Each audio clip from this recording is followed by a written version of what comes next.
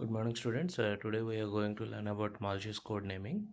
So అందులో different malicious codes ఏమున్నాయి, అదే వైరస్ల పేర్లు, వాటి ఫంక్షనాలిటీ ఉంటుంది, అంతే, అంతకుమించి ఏముండదు. So malicious code is harming computer program scripts designed to create or exploit system vulnerabilities. So సిస్టమ్ని హార్మ్ చేయడానికి కానీ సిస్టమ్ vulnerabilityని ఎక్స్ప్లాయిట్ చేయడానికి కానీ ఉపయోగించే హార్మ్ఫుల్ కోడ్ని ఏమంటారంటే malicious code అంటారు.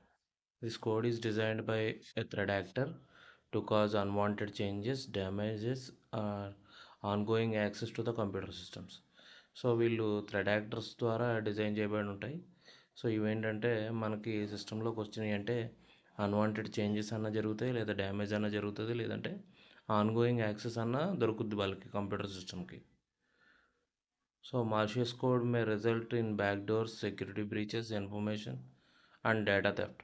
సో ఇవన్నీ జరిగే ఛాన్సెస్ అయితే ఉంటాయి. బ్యాక్ డోర్స్ కానీ, సెక్యూరిటీ బ్రీచెస్ కానీ, ఇన్ఫర్మేషన్ కానీ, లేదు డేటా థెఫ్ట్ జరగడం కానీ, other potential damages to files and computing systems. So ఇవన్నీ కూడా జరిగే ఛాన్సెస్ ఉంటాయి. ఎప్పుడైతే మాలిషియస్ కోడ్ మన సిస్టమ్కి అటాక్ అయిందో ఇవన్నీ జరిగే ఛాన్సెస్ అయితే ఉంటాయి. So here are the various types of malicious codes that can harm your computer and network systems. So network సిస్టమ్స్ని కానీ మన కంప్యూటర్ని కానీ హార్మ్ చేసే డిఫరెంట్ వేరియస్ వైరస్లు అనమాట, ఆర్ మాలిషియస్ కోడ్స్ అనమాట. సో అందులో వామ్స్. సో మనకు ఆల్రెడీ తెలుసు వామ్స్ గురించి. Those are self replicating codes that spread across the network without requiring user interaction. So user interaction అనేది లేకుండా డైరెక్ట్గా స్ప్రెడ్ అయిపోతాయి నెట్వర్క్లో. సో దానివల్ల నెట్వర్క్ అనేది స్లో అయిపోవడం, లేకపోతే నెట్వర్క్ అనేది ఆగిపోవడం, ఇలాంటివన్నీ జరుగుతుంటాయి. They exploit network protocols and operating system vulnerabilities to propagate, often causing a widespread damage using network bandwidth and system resources. So ఇవి వైడ్ స్ప్రెడ్ అయిపోయి నెట్వర్క్ బ్యాండ్విడ్త్ని డ్యామేజ్ చేయడం, అదేవిధంగా సిస్టమ్ రిసోర్సెస్ని డ్యామేజ్ చేయడం చేస్తాయి అన్నమాట. Next one viruses. Viruses are malicious programs that attach themselves to crucial files and replicate when those files are executed. So ఈ వైరస్లు అనేవి ఏంటంటే క్రూషియల్ ఫైల్స్ ఏవైతే ఉంటాయో వాటికి అటాచ్ అయ్యి వస్తూ ఉంటాయి. వన్స్ ఆ ఫైల్ అనేది ఎగ్జిక్యూట్ అయిందనుకోండి, ఓపెన్ అయిందనుకోండి, లేకపోతే ఎగ్జిక్యూట్ అయిందనుకోండి, సో ఆటోమేటిక్గా ఇవి రిప్లికేట్ అయిపోతాయి, ఆ ఫైల్స్ ద్వారా రిప్లికేట్ అయిపోతాయి. They can spread through infected files, removable media, and network connections, causing damage to files and systems. So వీటి ద్వారా లోపలికి వచ్చేసి అవి ఫైల్స్ని, సిస్టమ్స్ని డ్యామేజ్ చేస్తాయి. Next ransomwares. Ransomwares అంటే మన డేటాని ఎన్క్రిప్ట్ చేసి ఆ డీక్రిప్షన్ కీ కోసం వాళ్ళు డబ్బులు అడిగే ప్రాసెస్ని ఏమంటారంటే, డిమాండ్ చేసే ప్రాసెస్ని ఏమంటారంటే ర్యాన్సమ్ వేర్ అంటారు. So ransomware majorly created in higher profile attacks on individuals, businesses, and critical infrastructure like financial or government entity. So వీళ్ళు హయ్యర్ ప్రొఫైల్ అటాక్స్ చేస్తారన్నమాట, పెద్ద పెద్ద వాళ్ళ మీద చేస్తారు, ఇండివిజువల్స్ మీద కానీ, లేకపోతే పెద్ద పెద్ద బిజినెస్లో ఉన్న వాళ్ళ మీద కానీ, క్రిటికల్ ఇన్ఫ్రాస్ట్రక్చర్ ఉన్న వాళ్ళు కానీ, లైక్ గవర్నమెంట్ ఎంటిటీస్ కానీ, ఫైనాన్షియల్ ఎంటిటీస్ కానీ ఏమైనా ఉంటే వాటి మీద కానీ చేయడం జరుగుతుంది. Next one Trojans. So Trojans hide and showcase themselves as authentic software to trick users into installing them. So వీళ్ళు ఏం చేస్తారంటే ట్రోజన్స్ అనేవాళ్ళు ఒక షోకేస్ చేస్తారు, అది ఒక అథెంటిక్ సాఫ్ట్వేర్ అన్నట్టు, అది ఖచ్చితంగా మనం ఇన్స్టాల్ చేసుకోవాలి, ఇన్స్టాల్ అయితే మనకి ఏదో ఉపయోగపడుతుంది అన్నట్టు ట్రిక్ చేస్తారు. వన్స్ ఇన్స్టాల్ చేసుకున్నాం అనుకోండి, దాన్ని ఆన్లైన్లో చూసి ఇన్స్టాల్ చేసుకున్నాం అనుకోండి, they created the back end attacks for attackers. So back end attacks అనేవి సో బ్యాక్ ఎండ్ అటాక్స్ అనేవి బిజినెస్ కోసం చేసే, డేటా థెఫ్ట్ కోసం చేసే, లేదా సిస్టమ్ మ్యానిపులేషన్ కోసం చేసేవి ఈ ట్రోజన్స్ అనమాట. So allowing unauthorised access and infected system. So unauthorised access ఇవ్వడం కానీ, లేదా సిస్టమ్ని ఇన్ఫెక్ట్ చేయడం కానీ చేస్తాయి Trojan horse. So adware shows irrelevant ads on the user system where it may not always be risky. Adware can destroy and compromise network system performance. In many cases, it can lead to behavior online security breaches. So adware అనేది user system మీద ఎక్కువగా effect చూపించకపోవచ్చు కానీ but network system ఏదైతే ఉందో దాని పెర్ఫార్మెన్స్ని breach చేస్తుంది. Security online security అనేదాన్ని హెవీగా బ్రీచ్ చేస్తుంది అనమాట. స్పైవేర్స్.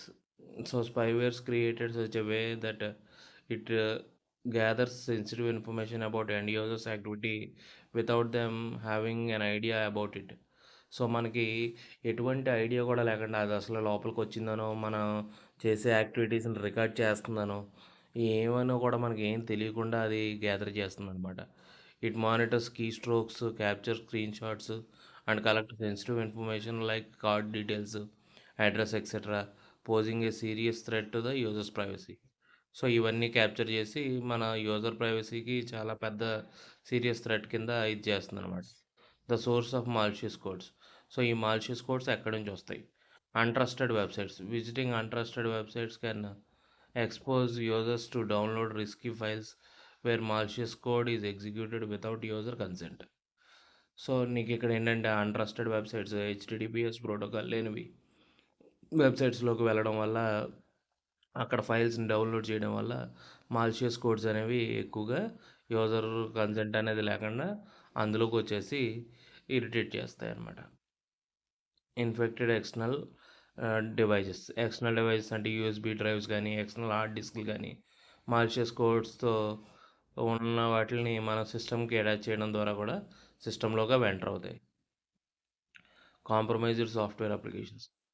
సో కాంప్రమైజ్ అయిపోయిన software applications.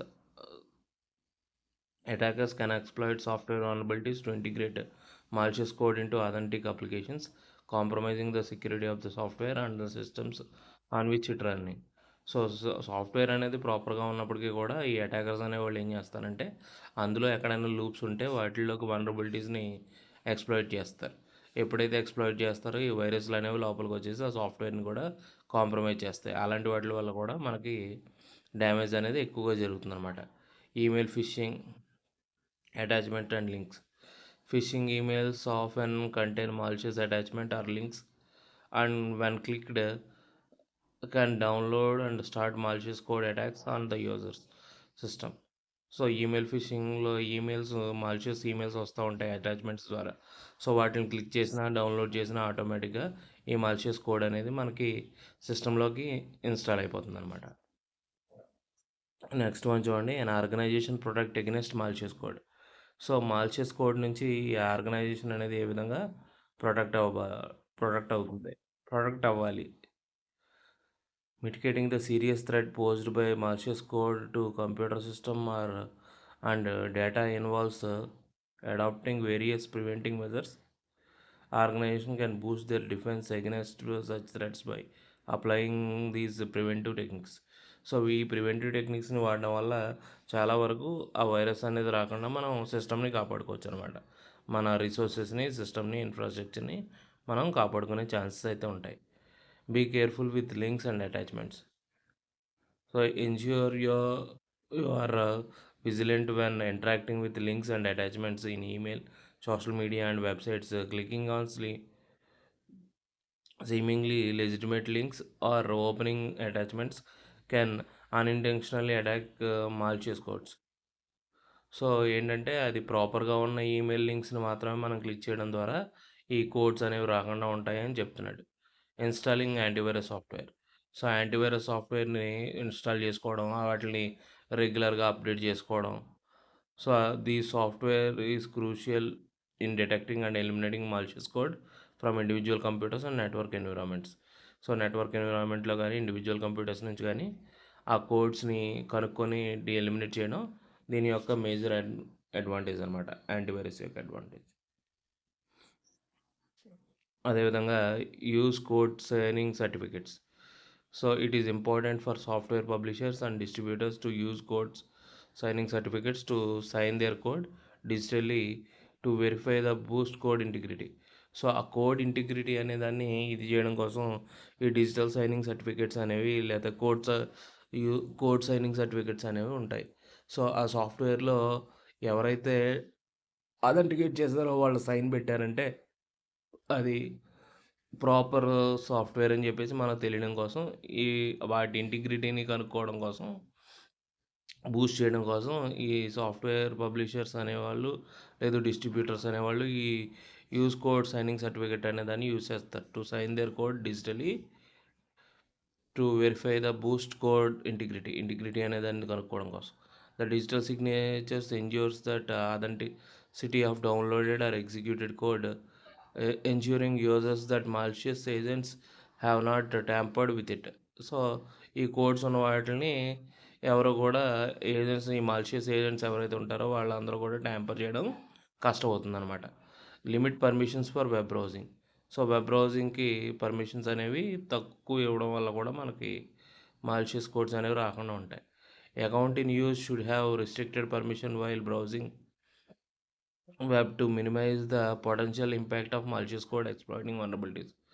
So this practice limits access to administrative privileges, curbing the spread and damage caused by such code. So అకౌంట్కి లిమిటెడ్ బ్రౌజింగ్ పర్మిషన్స్ అనేవి ఇవ్వడం ద్వారా కూడా ఈ ఎక్స్ప్లాయిటేషన్స్ అనేవి సిస్టంలోకి రాకుండా ఉంటాయని చెప్తున్నాడు. Block popups. So avoid risk associated with malicious code in pop-up ads by using pop-up blocker in web browsers. This measure helps prevent the automatic execution of the code when user interact with pop-up advertisements. So popup advertisements అనేవి మనకి నెట్లో చాలా ఎక్కువగా వస్తూ ఉంటాయి. ఆన్లైన్లో మనం ఏదైనా వెబ్సైట్ బ్రౌజ్ చేస్తున్నప్పుడు పాపప్ అడ్వర్టైజ్మెంట్స్ అనేవి చాలా ఎక్కువగా రావడం జరుగుతుంది. అందులో ఎక్కువగా మాల్షియస్ కోడ్స్ ఉంటాయి కాబట్టి వాటిని బ్లాక్ చేయడానికి పాపప్ బ్లాకర్స్ అనేవి ఉంటాయి ఆన్లైన్లో. ఆ ఎక్స్టెన్షన్ని డౌన్లోడ్ చేసుకుని ఆ బ్రౌజర్కి అటాచ్ చేసామంటే పాపప్ యాడ్స్ అనేవి చాలా వరకు రావడం మానేస్తాయి అన్నమాట. ఓకే.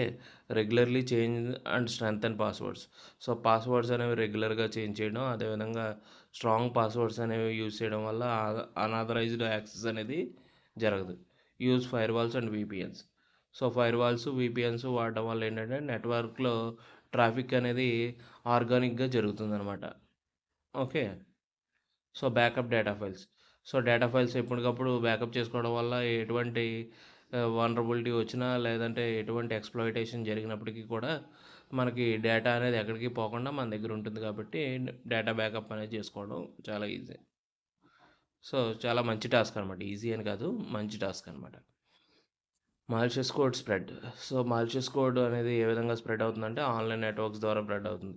ఇంటర్నెట్ కానీ, పీ2పీ ఫైల్ షేరింగ్ ద్వారా కానీ, సో పబ్లిక్ ఇంటర్నెట్ వెబ్సైట్స్ ద్వారా కానీ ఈ మాలిషియస్ కోడ్స్ అనేవి స్ప్రెడ్ అవుతాయి. అదేవిధంగా social communications, emails, SMS, push, connect, mobile messaging apps వీటి ద్వారా కూడా కనెక్ట్ అవుతాయి.